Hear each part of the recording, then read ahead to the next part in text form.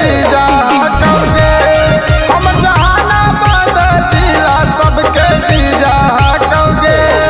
रंगदारी में यहाँ चाचा से आगे भतीजा कौगे, रंगदारी में यहाँ चाचा से आगे भतीजा कौगे।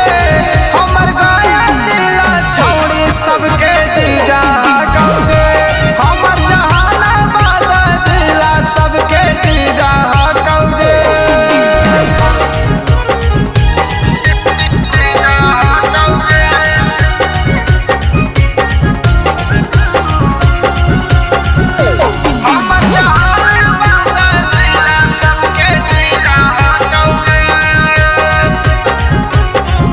Mix by Vinay Kumar.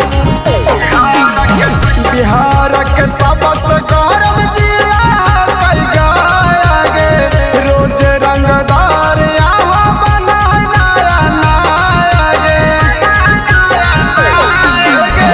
बिहार के सबसे गौरव जिला कई गे, रोज रंगदार यहाँ बना नया नया गे। वीर से भरल छौड़ी पूरा बगीचा कौगे, वीर से भरल छौड़ी पूरा बगीचा कौगे।